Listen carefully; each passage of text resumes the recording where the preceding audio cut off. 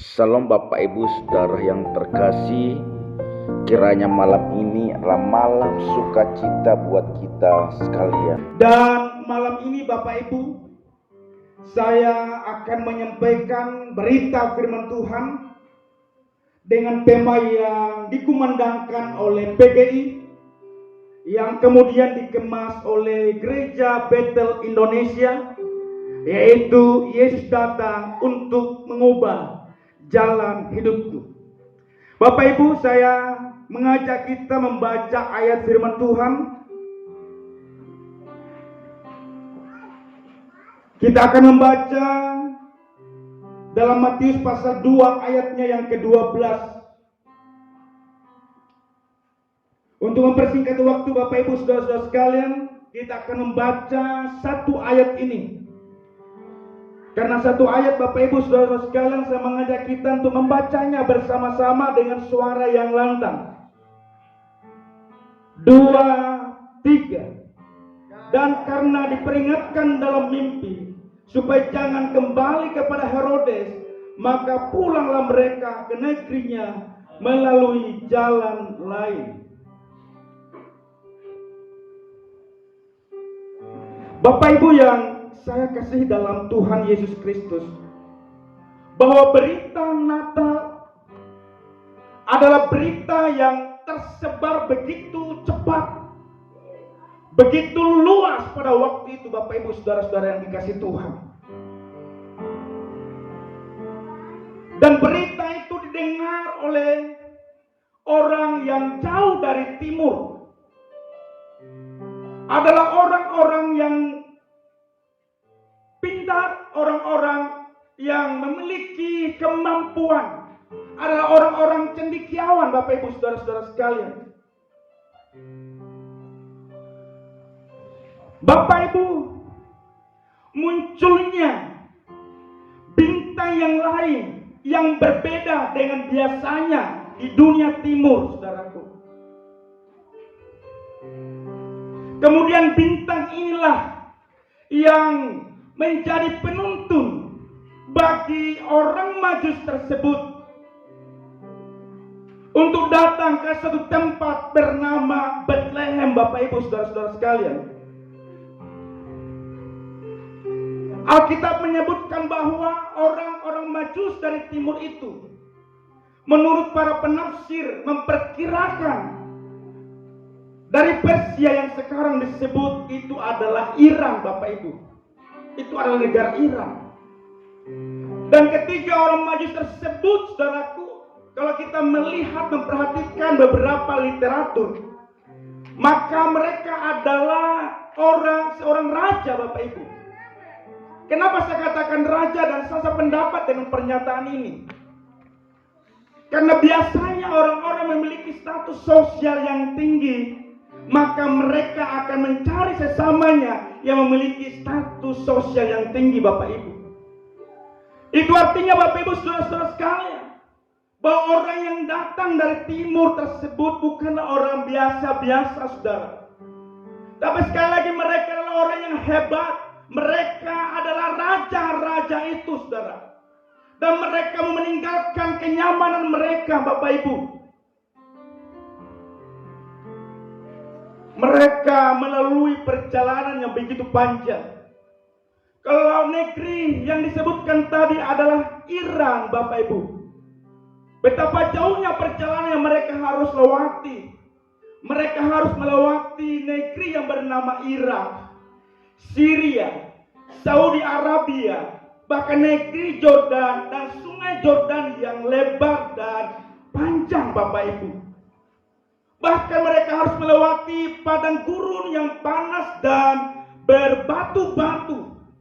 Singkatnya Bapak Ibu Saudara-saudara sekalian, bahwa perjalanan mereka penuh bahaya dan penuh resiko, Bapak Ibu Saudara-saudara yang dikasih oleh Tuhan.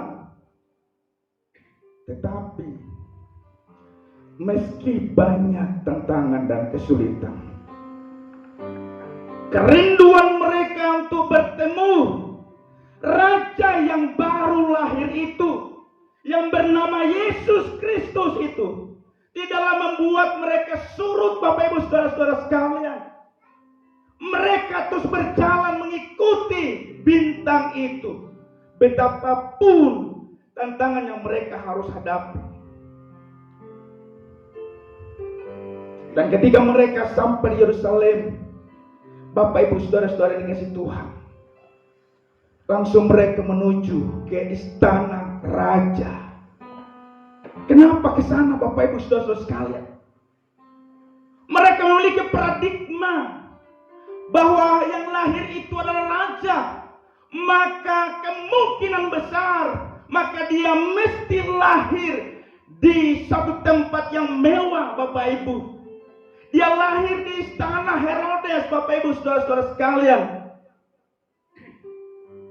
Tapi tahukah saudara, ketika sampai di sana berjumpa dengan Raja Herodes, kemudian mempertanyakan di manakah dia, raja yang baru lahir itu. Ketika Herodes mendengar itu Bapak Ibu Saudara-saudara sekalian, mereka terkejut dan seluruh orang Yerusalem terkejut mendengar berita itu.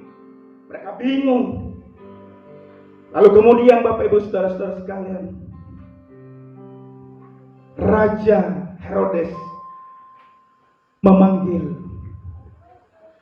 orang-orang yang pintar dalam hal Taurat, Alkitab, Perjanjian Lama tentunya.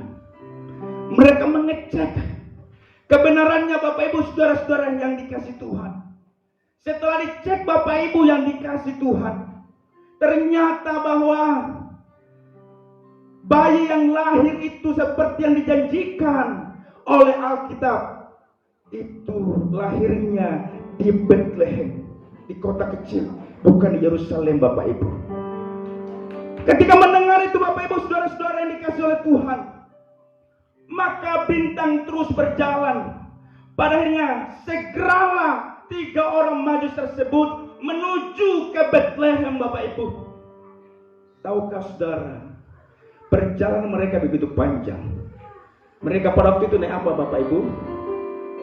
Naik pesawat, naik motor Pak Herman.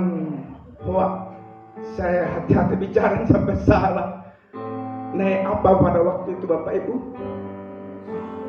Naik sepeda, naik motor, naik pesawat. Masih jauh dari alat teknologi Bapak Ibu Saudara-saudara sekalian.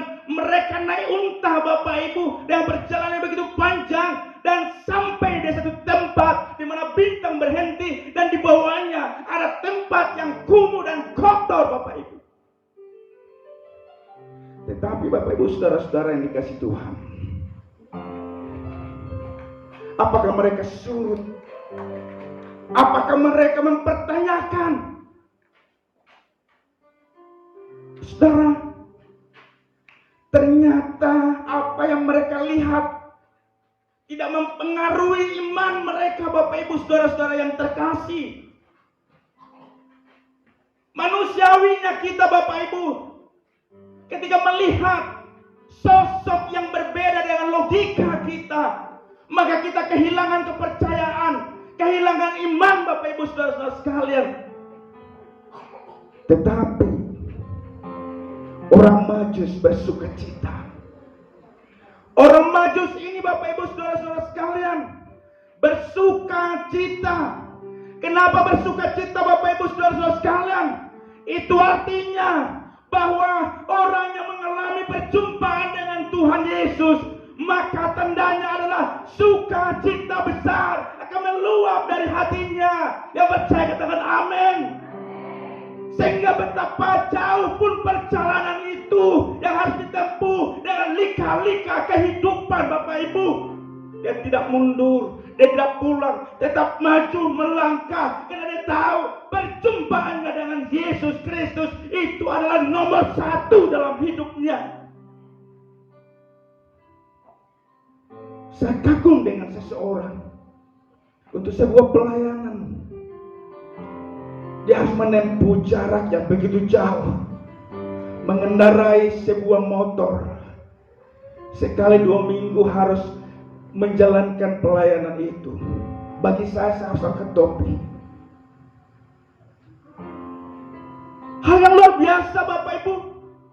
Ini membuktikan bahwa orang yang mengalami perjumpaan dengan Tuhan, maka hidupnya akan diubahkan. Yang setuju katakan amin. Karena Yesus datang untuk mengubahkan jalan hidup kita. Apa yang mereka lakukan sampai di sana Bapak Ibu? Ketika mereka masuk ke kandang kecil dan kotor tersebut, mereka hanya menjumpai bocah cilik, saudara. Anak kecil dibungkus kain lampin. Tidak hanya itu Bapak Ibu, mereka menemui ibu daripada Yesus ini hanyalah seorang apa Bapak Ibu? Apa kegiatan sehari-harinya Yusuf dan Maria? Sudah tahu? Apa? Hanya seorang tukang kayu Bapak Ibu. Keluarga yang sangat sederhana, di luar logika Bapak Ibu, saudara-saudara yang terkasih. Saya mau membawa kita kepada satu pemahaman mengapa ini terjadi Bapak Ibu. Apa yang Tuhan mau? Maka Matius pasal 2 ayat 11 mengatakan begini. Maka masuklah mereka ke dalam rumah itu dan melihat anak itu bersama Maria, ibunya, lalu sujud menyembah dia. Mereka pun membuka tempat harta dengan bendanya dan mempersembahkan persembahan kepadanya, yaitu apa? Emas, kemenyan, dan mur. Kembali ke tadi Bapak Ibu, yang masuk ke tempat yang kotor. Sesungguhnya pikiran manusia dia mesti balik Bapak Ibu, tidak sesuai dengan logika.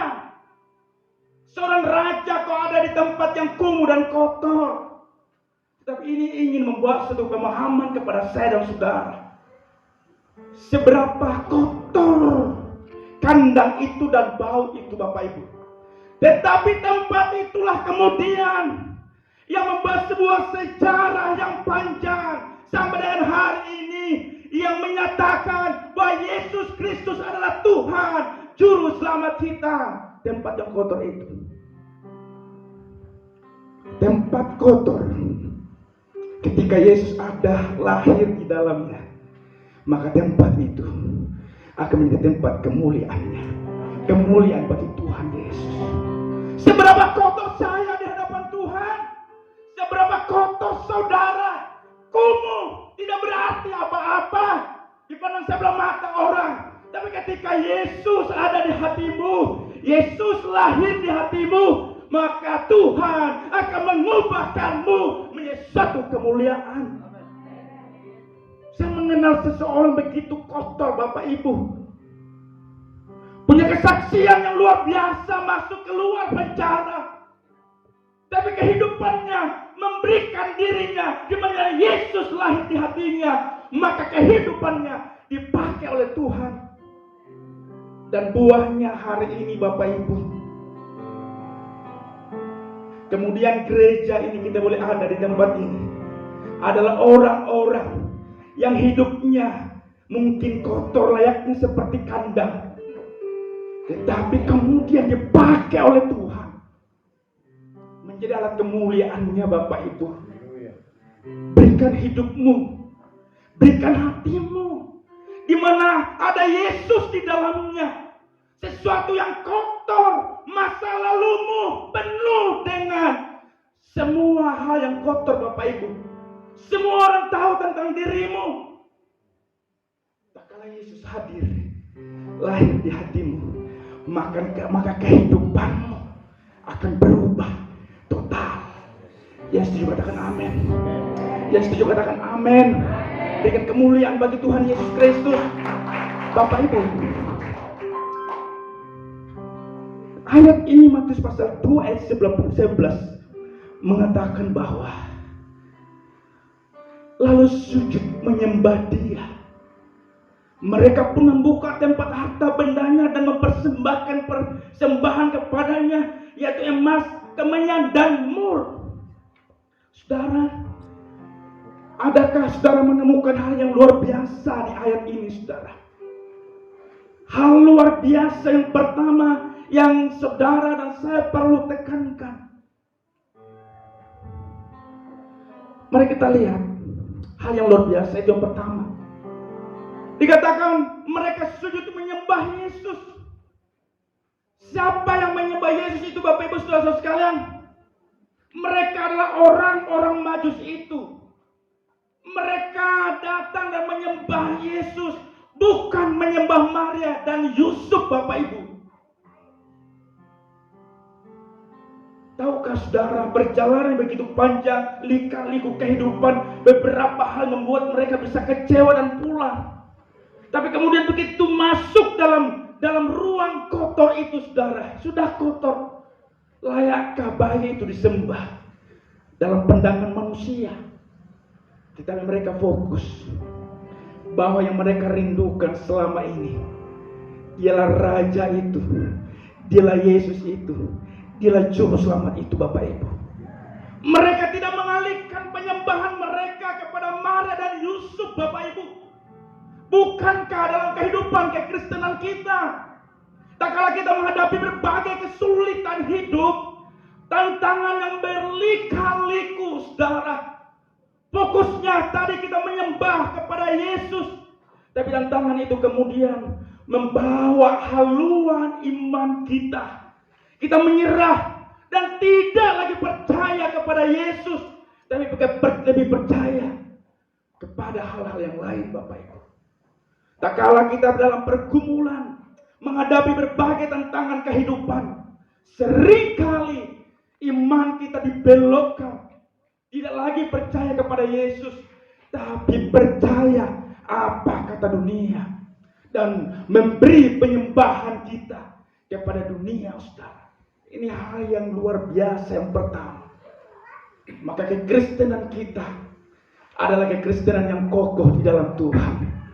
Apapun yang terjadi, tantangan apapun di depan kita, kita tetap berfokus bahwa Yesus Kristus adalah Tuhan dan Juru Selamat kita. Yang setuju katakan amin. Ini hal yang luar biasa pertama, saudara. Hal yang luar biasa kedua, kalau ada tisu bisa saya dibantu.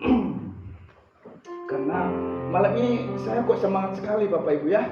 Sehingga energi ini mengeluarkan keringat.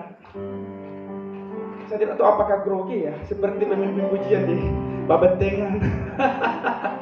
Iya, hal luar biasa yang kedua, Bapak Ibu, saudara-saudara yang terkasih.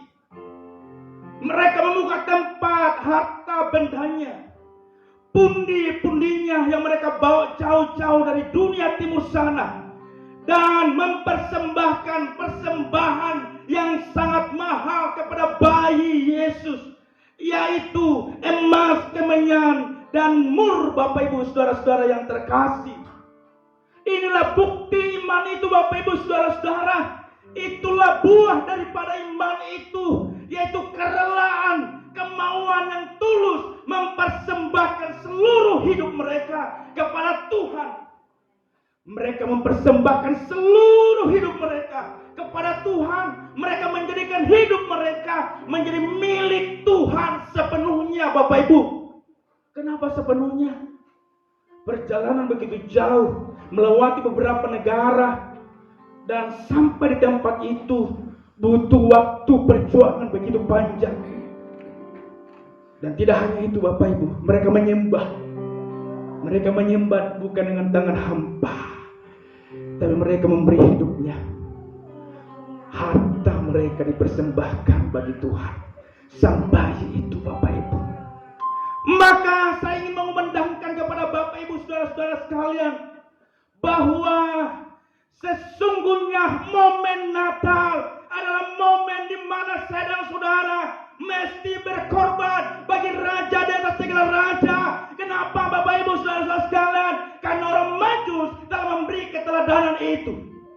Mereka bukanlah orang yang percaya kepada Allah. Tidak jelas mereka punya agama apa, Bapak Ibu saudara-saudara sekalian. Tidak jelas mereka menyembah kepada siapa.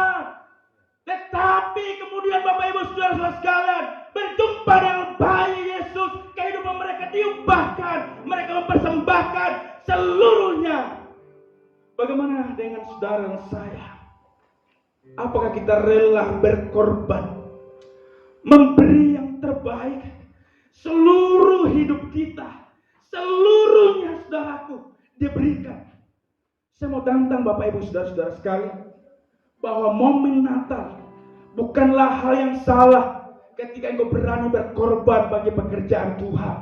Bukanlah hal yang salah ketika engkau memberikan hartamu, saudara, bukan karena Tuhan miskin, bukan untuk memperkaya pendeta, tetapi jaminannya ialah firman Allah yang telah menyatakannya kepada kita, dinyatakan kepada orang Majus dan orang Kristen sejati. Mereka akan taat pada firman Allah. Yang setuju katakan amin.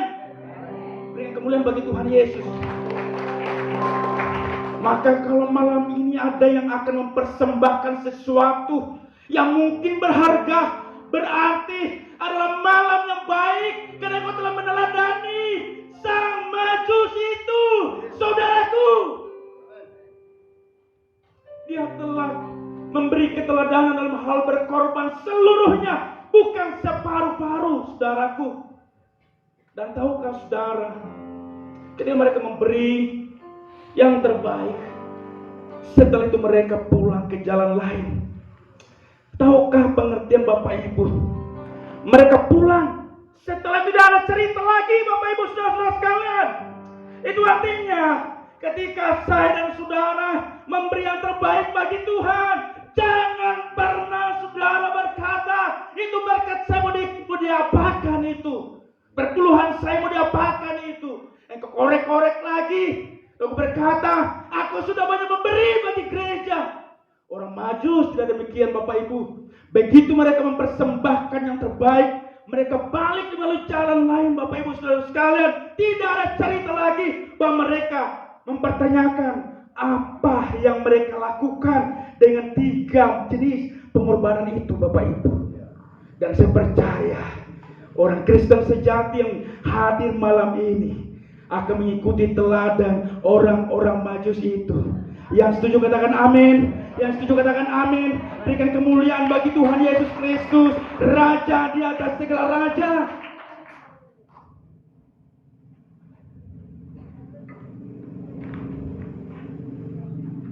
Pengalaman terakhir dari orang Majus, Bapak Ibu, apa yang mereka lakukan lagi?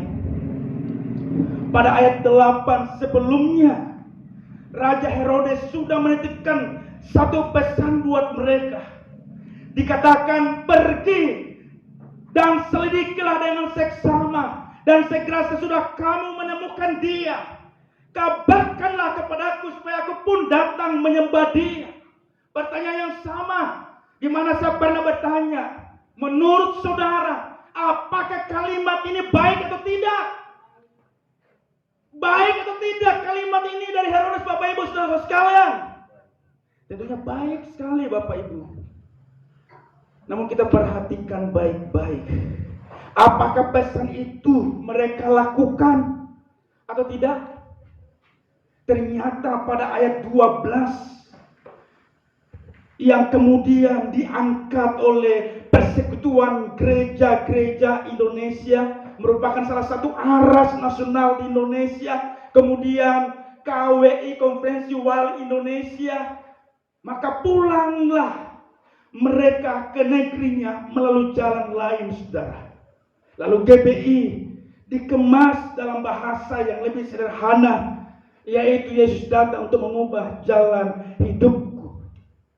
Saudara, mari kita lihat selanjutnya, bahwa setelah mereka berjumpa ketiga orang Majus tersebut, mereka berjumpa Yesus yang baru lahir itu, maka orang Majus itu lebih mengutamakan suara siapa, saudara? Mereka mendengarkan suara serta pesan-pesan Tuhan daripada pesan-pesan dari Raja Herodes. Karena demikianlah orang yang mengalami perjumpaan dengan Tuhan, maka totalitas dari hidupnya akan mengalami kehidupan yang baru di dalam Kristus. Orang yang sudah berjumpa dengan Yesus secara pribadi, Bapak Ibu, bukan dari kata orang, bukan menjadi Kristen yang KTP, saudara, bukan karena kita orang Kristen turun-temurun dari nenek moyang sampai hari ini. Orang yang sudah mengalami perjumpaan dengan Yesus, pasti akan mengalami perubahan dalam cara berpikir, cara bertindak, dan cara merespon pesan-pesan dari orang lain. Bapak Ibu, saudara-saudara yang terkasih, orang yang sudah mengalami perjumpaan dengan Tuhan Yesus akan menjauhkan dirinya dari segala sifat-sifat, pesan-pesan, bujuk rayu dari Herodes. Sekalipun pesan-pesannya seolah berisi pesan-pesan yang baik, Bapak Ibu, tetapi sesungguhnya di balik pesan-pesan itu ada kecemburuan, ada iri hati, ada rencana pembunuhan bagi bayi Yesus, ada rencana membunuh tubuh daripada Yesus, Bapak Ibu, saudara-saudara sekalian. Bukankah hari-hari ini, Bapak Ibu, ada Herodes yang datang kepada kita menawarkan berbagai hal yang memukau kita, Bapak Ibu, saudara-saudara sekalian. Uang, pangkat, kedudukan, wanita, laki-laki, itu bisa menjadi Herodes datang kepada saya dan saudara. Dan Herodes itu, saudaraku, selalu baik perkataannya, tetapi hendak menjauhkan engkau, hendak membunuh tubuh Kristus. Supaya tubuh Kristus itu, saudaraku, tidak lagi menyembah Allah, tidak lagi membangun hubungan dengan Allah. Itulah Herodes ingin membunuh tubuh Kristus. Tetapi orang yang sudah mengalami perjumpaan dengan Yesus, dia seperti pohon yang ditanam dan berakar lebih dalam lagi, saudara. Ia seperti pohon korma yang ditanam, yang merembakkan akarnya lebih dalam lagi, sampai kemudian menemukan ada air di bawahnya. Lalu air itu yang menghidupkan, yang menyuplai makanan naik, Bapak Ibu. Maka pohon korma tersebut yang tadinya ditutup dengan batu yang begitu besar, maka tunasnya menggulingkan batu yang besar di atasnya. Kemudian ia naik, dan buah dari pohon korma dinikmati oleh Timur Tengah, dinikmati oleh kita, saudara, dan buahnya sangat manis. Akarnya merambat ke dalam, Bapak Ibu, saudara-saudara sekalian. Akarnya tidak kelihatan apa yang mereka lakukan, tetapi akar yang ada di dalamnya menentukan pohon yang ada di atasnya mati tidaknya pohon itu. Engkau merambatkan akarmu ketika engkau berlutut berdoa di kamarmu. Engkau membaca firman Allah, engkau menjadikan Alkitab menjadi buku yang terbuka setiap hari. Engkau membaca firman Allah, engkau tersungkur mengaku sebagai orang berdosa di hadapan Allah. Engkau berdoa bagi banyak orang. Engkau sudah merambatkan akarmu ke dalam, di mana kepalamu tidak melihat, di mana orang lain tidak melihat, tapi akar terus menjalar. Tapi suatu kemudian, Bapak Ibu saudara sekalian, batu yang menghalangimu di atas, tantang yang menghalangimu di atas, engkau akan tembus naik, karena engkau berakar. Ketika engkau berakar, apapun tantangannya, Herodes apapun datang, engkau tidak pernah dengar dia. Engkau bertahan, engkau berkata bahwa Yesus Kristus adalah Tuhanku sekarang dan sampai selama-lamanya. Berikan kemuliaan bagi Tuhan Yesus Kristus. Saudara, lalu apa keputusan mereka? Matius pasal 2 ayat 12 bagian B berkata, tambah semangat saudara. Maka pulanglah mereka ke negerinya melalui jalan lain, saudara. Karena ketika mereka mendapatkan peringatan dari Tuhan, mengalami perjumpaan dengan Tuhan, cara berpikir mereka diubahkan, Bapak Ibu. Kehidupannya sudah diperbaharui, sehingga ia berpikir dan mengambil tindakan untuk berjalan ke jalan yang lain, karena kehidupannya sudah diubah oleh Tuhan. Mereka melalui jalan yang lain, saudara. Jalan di mana? Di sana ada jaminan keselamatan. Yang tadinya bergaul dengan siapa? Dengan Herodes. Mereka datang bertanya, berinteraksi, berbicara dengan siapa Herodes. Itu masa lalunya. Itu kehidupan yang lama. Tetapi ketika berjumpa dengan Yesus, ia tinggalkan jalan lama yang tadinya bersama dengan Herodes. Ia berbalik arah kepada tujuan yang sesungguhnya di dalam Yesus Kristus. Maka saya akan mengakhiri khotbah ini dengan sebuah aplikasi. Pengertian jalan lain melalui jalan lain yang pertama.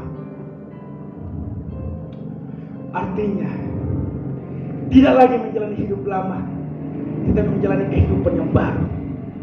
Alkitab berkata dalam 2 Korintus pasal 5 ayat 17 bahwa siapa yang ada di dalam Kristus, maka ia adalah ciptaan yang baru, yang lama sudah berlalu, sesungguhnya yang baru telah datang.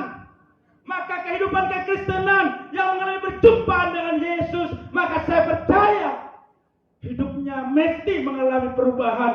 Yang tadinya hidup dalam iri hati, kebencian, tadinya hidup di dalam keserakahan, berubah menjadi cinta, kasih sayang, memaafkan, dan semua hal baik menjadi bagian dalam kehidupannya. Yang kedua, aplikasi kedua, pengertian melalui jalan lain, yaitu ketika menemukan kehidupan baru yang kreatif dan inovatif. Tidak hanya sekedar ingin berubah, Bapak Ibu Saudara sekalian, tapi ada suatu ide-ide yang ditemukan lalu dinyatakan dalam sebuah tindakan, Bapak Ibu Saudara sekalian. Ketika ia bangun pagi, tidak sama ketika binatang bangun, Bapak Ibu. Kalau binatang bangun, bahkan ada juga anjing itu sering di gereja. Begitu bangun, Bapak Ibu, langsung pergi dan entah kemana cari makanan. Jangan sampai kita tidak ada bedanya dengan mereka, Bapak Ibu. Begitu bangun dari tempat tidurnya, maka yang pertama, mungkin kau punya HP, boleh kau ambil. Kalau kau tidak bisa lagi membaca Alkitab yang dicetak oleh Lai itu, yang pertama mungkin kau lihat, oh sudah jam 5, waktunya saya harus berdoa. Membuka Alkitab, membacanya setiap hari, dan kau praktekkan, maka itulah kehidupan yang baru, yang kreatif dan inovatif. Yang ketiga, pengertian melalui jalan lain, memiliki jaminan, kepastian, jalan kebenaran dan hidup. Ia yakin, seyakin-yakinnya bahwa hanya satu jalan menuju ke surga. Tidak ada jalan lain. Orang bilang ada banyak jalan menuju ke rumah, tetapi jalan menuju surga hanya satu, yaitu ada dalam pribadi. Siapa, Bapak Ibu Saudara sekalian? Siapa? Siapa? Berikan kemuliaan bagi Tuhan Yesus Kristus. Itulah orang yang melalui jalan lain. Yang terakhir, orang yang melalui jalan lain, Tuhan mengubah jalan hidupku, pulih lebih cepat, bangkit lebih kuat. Jangan menunggu waktu yang baik baru kita perlu berubah, Bapak Ibu. Kalau hari ini kita mendengar firman Allah, saatnya kita merendahkan hati, buka hati, dan biarkan Tuhan yang mengubah kita dengan cepat, dan kita mengalami kebangkitan lebih kuat